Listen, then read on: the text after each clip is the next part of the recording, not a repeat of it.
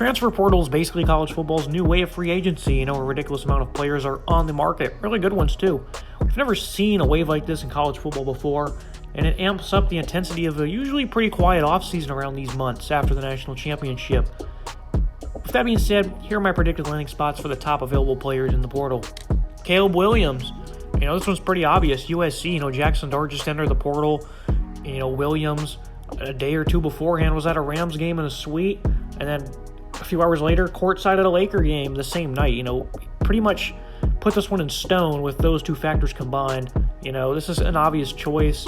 Los Angeles is highly desirable, especially for a budding superstar, mixed with the NIL rules. LI is the perfect place for a guy like Caleb Williams, but what makes it even more appealing is, Lincoln Riley's now in town. Many suspected since he left the Sooners that the 2022 Heisman hopeful would follow suit. Entering the portal, it signifies at least that he isn't thrilled with Riley heading elsewhere because, I feel like Oklahoma did a pretty good job with Venables and Levy. So for him to enter the portal, that obviously means I think he wants to reunite with Riley. He was a fast-rising star after taking over for Spencer Rattler in that Red River showdown. He didn't look back. He led Oklahoma back from, an improbable deficit to Texas. He had some freshman hiccups, especially as a passer. The passing attack sometimes sputtered.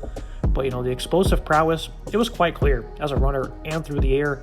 The DC native, he appeared to be well on his way to being Lincoln Riley's next masterpiece. And considering Caleb's dad stated pro development as a big factor in where he ends up, finishing what they started seems incredibly plausible. Jaxson Dart, speaking of the guy Caleb Williams essentially forced out in LA, a little premature on that, but it seems that's what is going to happen, is Dart.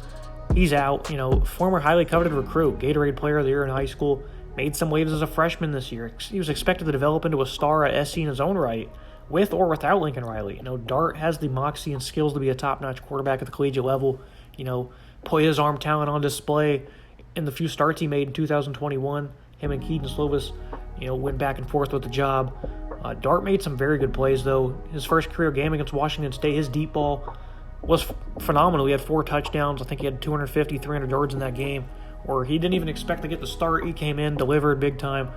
He's a Utah native, so heading back home to play for the Utes or potentially BYU would make some sense. Those are contenders. But Ole Miss is the clear as day best fit, honestly, in my eyes. Lane Kiffin just did wonders with Matt Corral. Dart arguably possesses a higher ceiling, and he's going to forgo the opportunity to work with one QB guru. By leaving USC and Lincoln Riley, he might as well transfer to a place where he works with another, and that'd be Lane Kiffin. Jaxson Dart and Ole Miss would be a perfect pairing. Graham Harrell did just get hired by West Virginia, so it's possible he goes over there, but I think Ole Miss would be much better suited for his talents. Offensive guard O'Cyrus Torrence. I'm kind of shocked that he opted to transfer instead of heading for the NFL.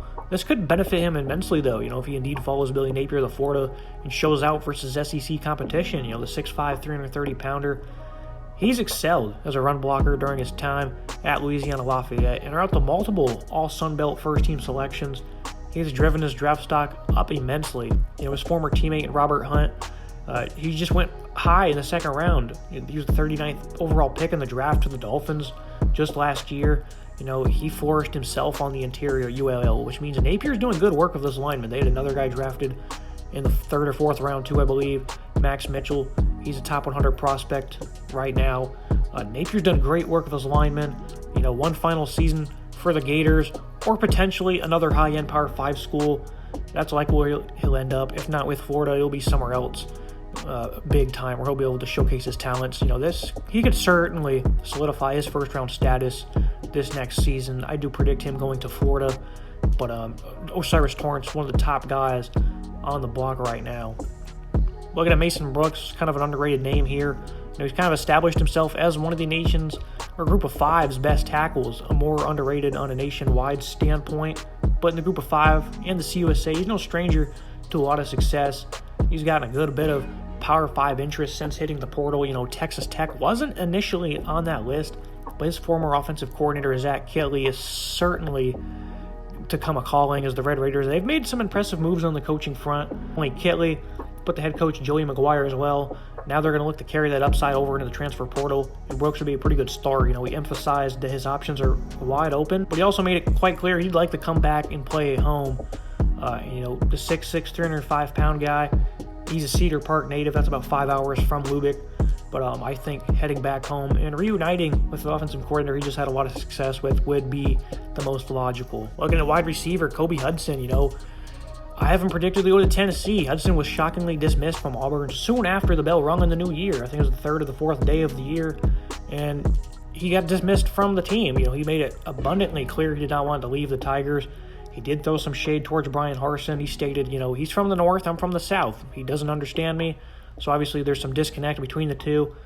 Whatever the reason may be, I'm not sure what it is. Maybe someone who's potentially an insider watching this can comment below the situation.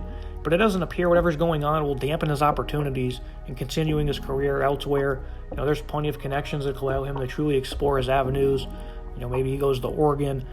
Maybe he goes to Alabama to get some revenge on the Tigers and Bryan Harsin. But Kodi Burns, he was a big reason why he committed to Auburn. He's now the receiving coach at Tennessee. He had the same role here at Auburn. Hudson, he's a smaller, 6'1" guy, but he's a handsy pass catcher. I like what he does from an athletic standpoint. I think he'd fit right into Josh Heupel's offense. They could never have too many playmakers there. One season removed from being the Tigers' top producing wideout. And also in that same year, Josh Heupel's offense made some big waves here in the SEC. So this would be a nice little fit for him to join a competitive football team and have an opportunity to make plays. So I think he will end up at Tennessee. Brandon Rice, the son of Jerry Rice, probably the greatest pass catcher of all time. And despite making some impressive plays over the past 2 seasons, he got a big increase in touches this year. He's a hidden talent on the Buffalo's roster. That lackluster passing game was terrible this year. 130 yards per game, I believe, is what they averaged. Brennan Lewis and the Buffaloes, despite having all that talent, didn't make any noise whatsoever. This is going to be a very coveted transfer, not only because of who his dad is, but the talent he has. He's a versatile guy. He's not only a good pass catcher, but he makes plays as a runner, as a return man, downfield threat. I like what he brings to the table. He obviously can't really make up his mind. If according to his Twitter, he's really struggling to, he's got his options open. He's really struggling to decide here. A recent 24/7 Sports crystal ball pegged him to USC, but Kentucky has emerged as a contender here.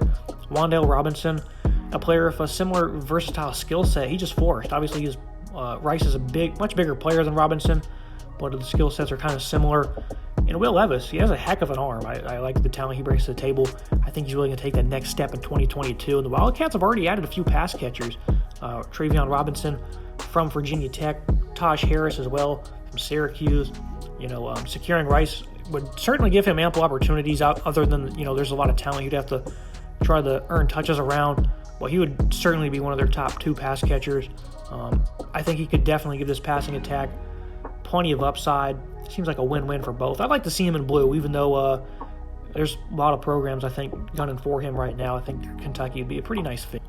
Mario Williams. I think he seems to be waiting on what the other Williams and Caleb will be doing before making his decision. Manny anticipated them being a package deal, which of course meaning USC's the favorite. Mario, smaller guy, he can win from the slot, makes plays underneath. He was kind of thrust into action earlier in his career as a true freshman this season because Theo Weiss got injured early in the year, in the preseason that is. Williams, he only caught 35 balls for 380 yards, caught a pass in 11 of his 12 games. So he was certainly getting acclimated to the college level. He only had 1 game over 50 yards, though. And in that limited role, he had 100 yards against Texas Tech, that is, and that was it. Regardless, though, Williams was the 43rd ranked recruit, 4th ranked receiver, according to 24/7 Sports in last year's class. He's a talent with a lot of potential, and nothing indicates that he wouldn't follow either Lincoln Riley or Caleb Williams. So why not just follow them both? If Caleb makes his decision, Mario, I think, will follow him right after, and USC seems to be the landing spot. The last player I want to discuss, Jaxson Player, the defensive tackle from Tulsa. He's a very underrated player in the portal. I think he can make a big impact, and he appears to be Big 12 bound. His final 5 he released included 4 schools from the Midwest. All 5 really from the Midwest, but 4 of them from the Big 12. The other one was Arkansas.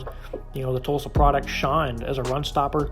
He even stepped up as a pass rusher a bit in 2021. He had 7 sacks on top of those 15 tackles for loss. Baylor, they're fresh off a Big 12 crown. And Dave Aranda is a perennial defensive mind. And with that being evident, Player is also a Waco native. So you combine all those factors, it almost solidifies his commitment to the Bears. Brent Venables in Oklahoma are also still in the hunt for the veteran. But pairing him along Siaka Ika would be a nasty tandem for Baylor.